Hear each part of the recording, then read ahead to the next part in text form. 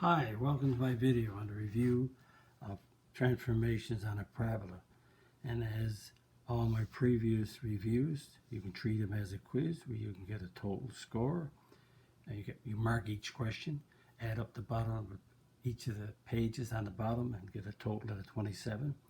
Put it over, at 37, put it over 37, divide 37 into this number, get a decimal, move your decimal 2 places to the right.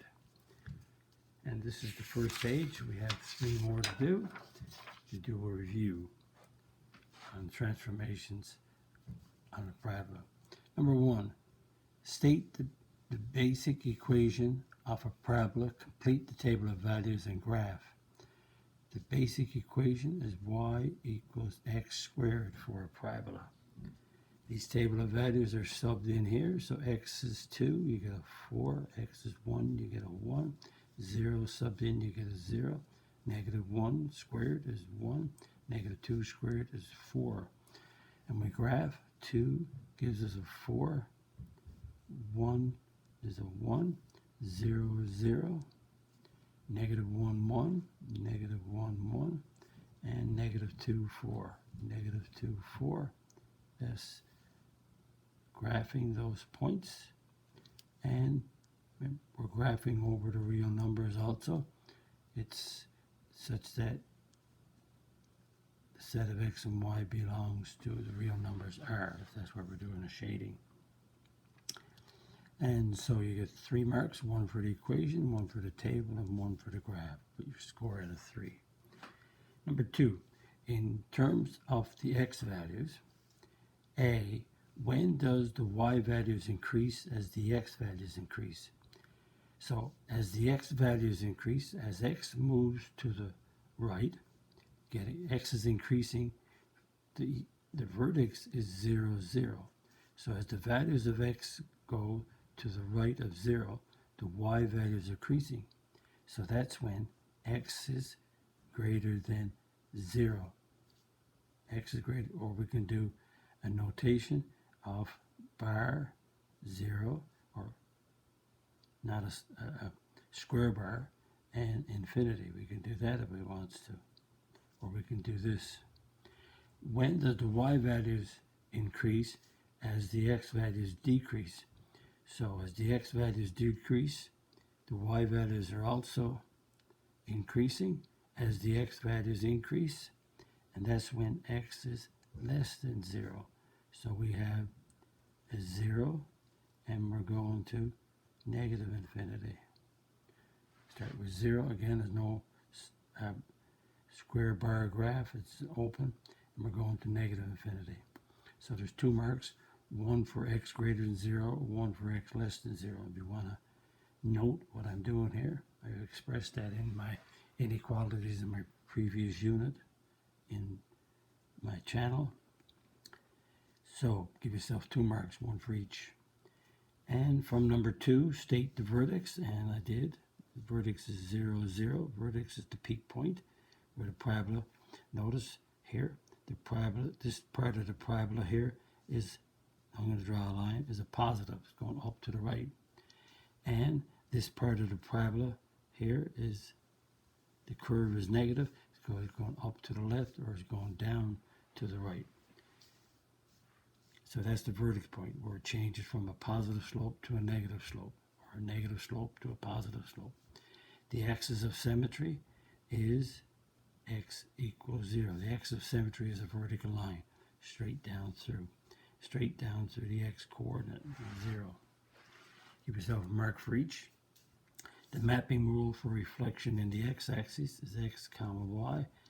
When reflecting the x-axis, the y changes to a negative, x comma negative y becomes negative y. Which equation can be represented by number 1? So number 1 is this one, and so the a is 1/4 here.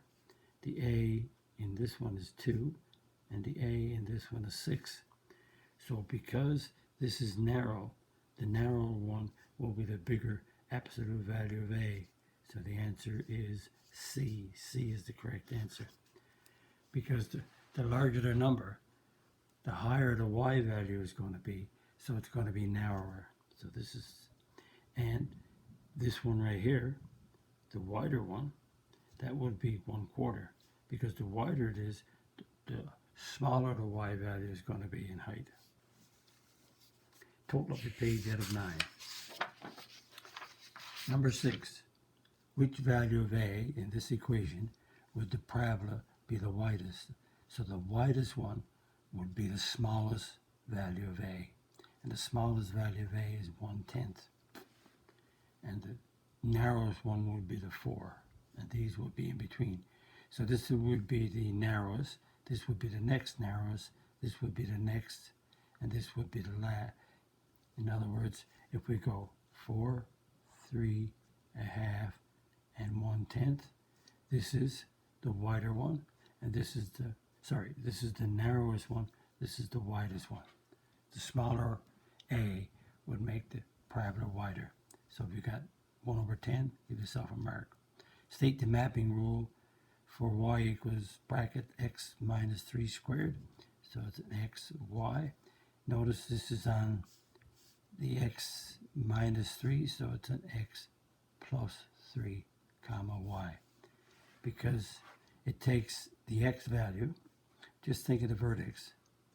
If you put 3 in for x, if you put 3 in this equation for x, this gives you 0. So this is the vertex. The parabola is open upward, and the horizontal stretch is a plus 3. It moved 3 to the right, so it's an x plus 3. So the horizontal stretch is the opposite of this equation. So this is an x plus 3, so the bracket got an x minus 3. Give yourself a mark if you're right. And the vertex of this equation is when x is -4, y is 0. So notice there's a 0 on the end, understood. I'll put the 0 there. So when you put a -4 in the bracket, this becomes 0. 0 squared is 0, so y is 0. The mapping rule for this one is x comma y. Notice there's no negative, there's no stretch because that's a 1, and there's no bracket, so therefore the vertex is x is 0, and that's a -4. So rewrite the equation. If you think about it, it could be this. So x minus 0 squared is the same as x squared. So that's a 0. And notice another way. Think of this way, huh? X squared plus 0x minus 4. So there's no x, so that's a 0. So if there's no x, then that's a 0.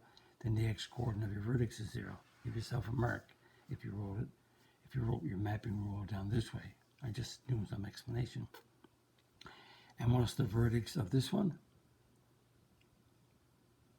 And the vertex is x is 0, y is 6.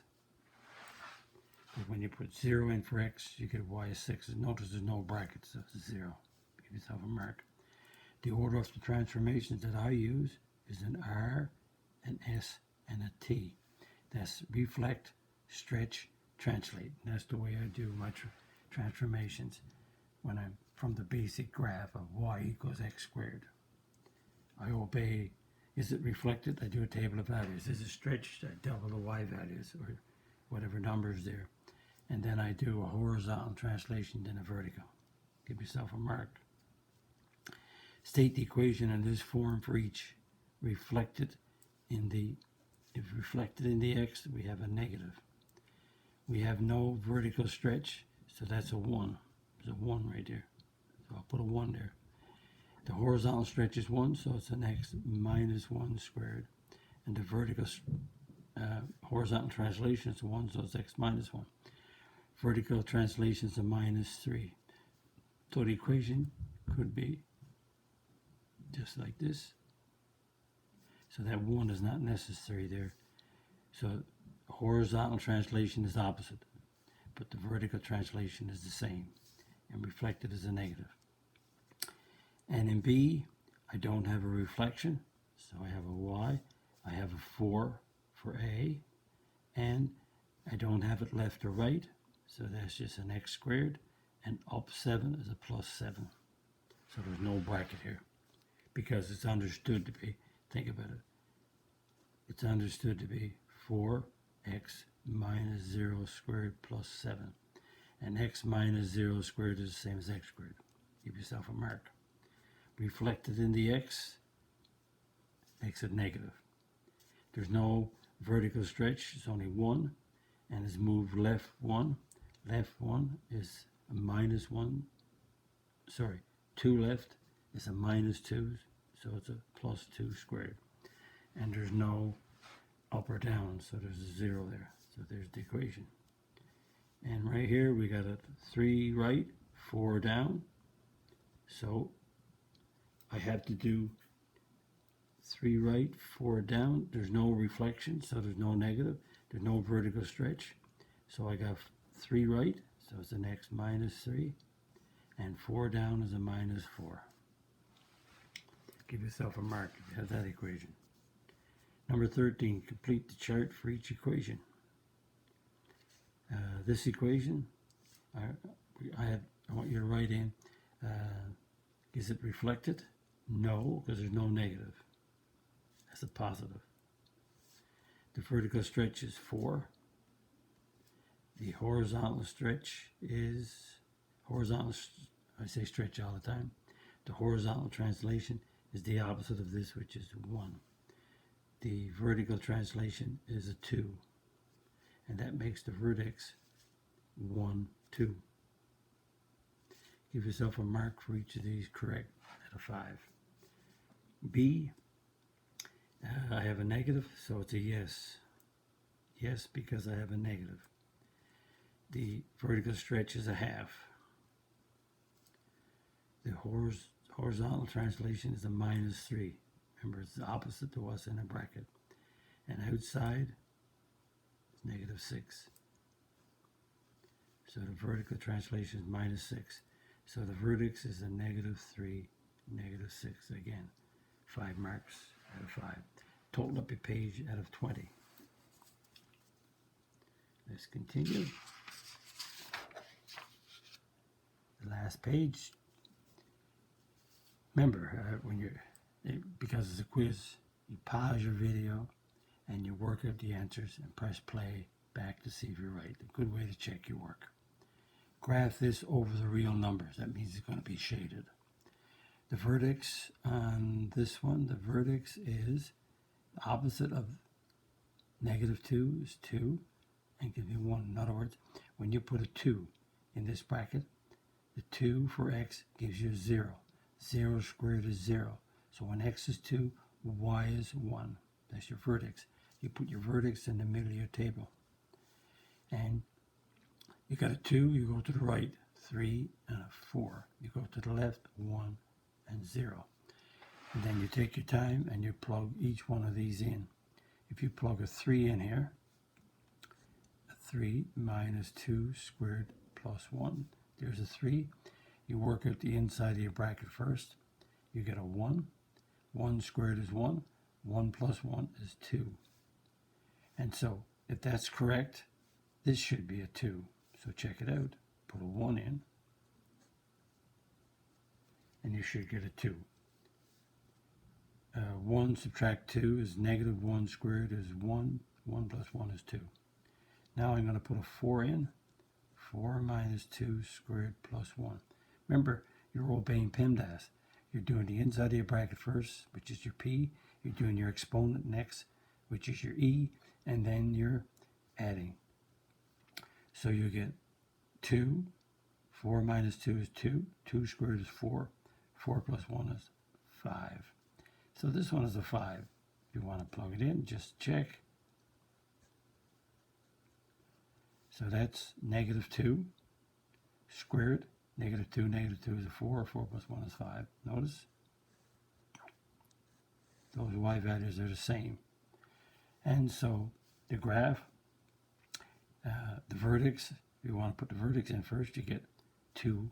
X is 2, y is 1. Then you get 3, 2. X is 3, y is 2. And notice on this side you get x is 1, y is 3. Or sorry, x is 1, y is 2. And 4 gives you 5, 4, 5. X is 4, y is 5, which is right there. And x is 0, y is 5. X is 0, y is 5. So notice, there's your graph. Goes right, to make that a little bit better. Goes right through that point right there. And again, notice, there's your vertex right there, which is, the vertex is x is 2, y is 1, right there. So when you move 1 unit right, you get the same y value as if you move 1 unit right or left, you get the same y value of 2.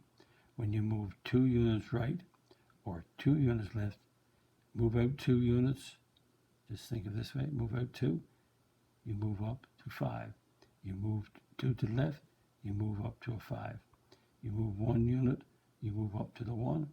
Move 1 unit left, you move up to the 1. So it's symmetrical. The axis of symmetry is right straight down through, like that. The axis of symmetry is a vertical line, and the axis of symmetry is x equals 2. That line right there. I made it broken, so it wouldn't be a part of the graph, but it is. The axis of symmetry splits the parabola into 2 equal pieces.